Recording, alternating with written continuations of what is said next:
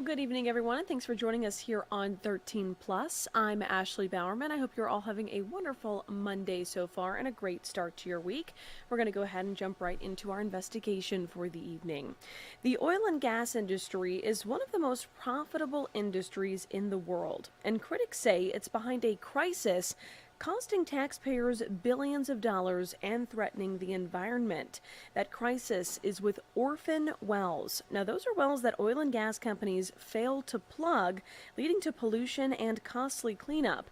National investigative reporter Kristen Crowley worked with our partners at ProPublica and Capital and Maine to look into this issue and what can be done to fix it.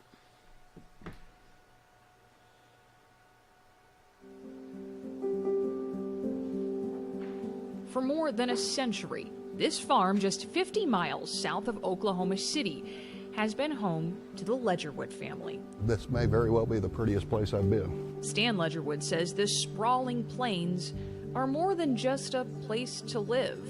It's just been part of us, I would say. He and his wife, Tina, built their home a few years ago, the home they plan to spend the rest of their lives in. When you decided to retire here, what did you envision for your future? Peace. It's a little bit of tranquility and no stress. And what have you gotten? Well, we certainly have not had peace, and we've had a lot of stress. Stress, they say, that stems from this: an oil company's injection well on the Ledgerwood's land. These wells are pretty common in oil states like Oklahoma, so it's not unusual to see. But what you shouldn't see is this. 7 years ago, Stan captured this video of salty wastewater bubbling from the well. Then the following year came news Stan and Tina were dreading. The well contaminated their land. Lab testing shows high levels of chloride in the soil, about 12 times higher than the acceptable amount. But the contamination didn't stop in the ground. We get a call in 2018, March 2018, saying don't drink the water.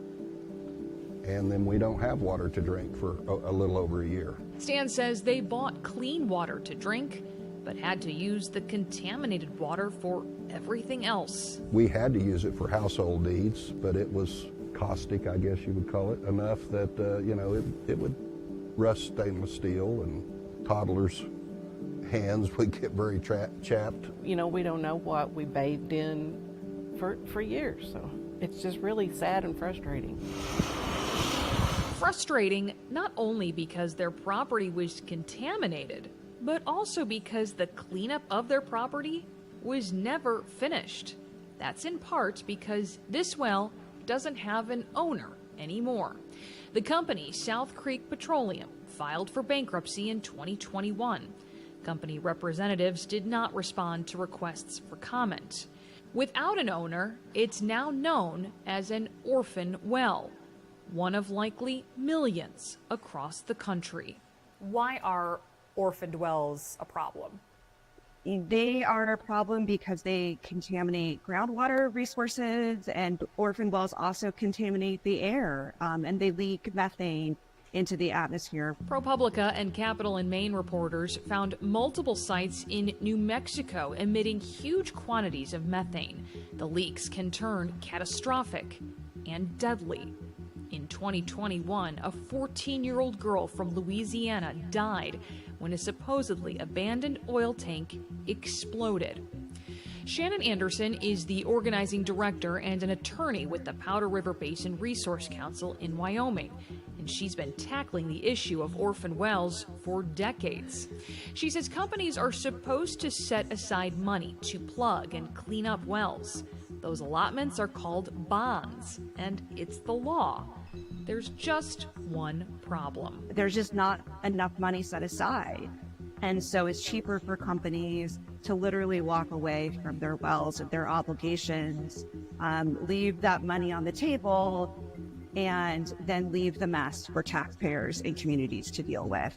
Yes, taxpayers end up footing the bill, and the bill can be huge. Oklahoma regulators say it's around $28,000 to clean up one well, but federal regulators estimate it to be more than twice that. And a really big cleanup, that could break 7 figures. When companies don't plug the wells or plug them improperly, states have to step in and do the work for them. Our partners at ProPublica and Capital in Maine did an analysis of the 15 states that produce nearly all the country's oil and gas. In Texas, the estimated cost to the state to clean up all the currently unplugged wells, should they become orphaned, is $37.9 billion. The money set aside? Only $565 million. That's less than 2%. California's cost could be about $19 billion, with $240 million set aside, also less than 2%. Kansas has less than $2 million in bonds for a potential cleanup cost of $967 million, a fraction of 1%. Their analysis found all of these states face a shortfall of at least hundreds of millions of dollars. That means taxpayers all over the country have to fill in the gaps. We have a huge liability in our state that we're trying to get better control of. Oklahoma House Representative Brad Bowl says he's trying to change that in his state with new legislation. Currently in Oklahoma, companies only need to guarantee $25,000, whether they have one well or 1,000. Bowl says he wants to move to a tiered system that would look like this. The more you own, the more you pay. Companies owning 101 or more wells would set aside $150,000 in bonds. Is $150,000 sufficient enough to cover any potential costs? Well, it's not. As you know, if just doing the math, if it's $20,000 average per well to plug, and you have 100 wells, that's what, $2 million. And so a $150,000 bond isn't going to cover the $2 million, but it's a lot better than a $25,000 bond. Or at least it would have been. 2 months after our interview, Bowl's bill died in the Senate. Anderson says the change we need to see in these oil-producing states can't happen without lawmakers. It's a huge loophole that's being exploited lawfully by companies across the country. The American Petroleum Institute is the industry's major trade group. It declined an on-camera interview, but provided a statement saying in part that it supports policies for bonds that protect taxpayers, adding, "We are continuing to work with policymakers to advance balanced regulations that enhance safety, sustainability, and environmental stewardship." But Anderson says that remains to be seen. This is the most profitable industry in the world. It has tremendous political power, and it has successfully used that political power to keep this problem a problem. And we need, folks around the country to start really caring about this issue and supporting regulators that are holding the industry accountable. Accountability is exactly what the Ledgerwoods are waiting for. I never dreamed that 7 years later we would still be struggling with this. The land that's been in their family for more than a century, they've had to sell most of it, 200 out of 230 acres, to fund a legal battle trying to get their farm cleaned up. A fight Stan says has already cost them hundreds of thousands of dollars in legal fees, and one they fear they are unlikely to win. A victim of crime, at least the state stands up for them. And here you're just on your own. No one's standing up for you. No.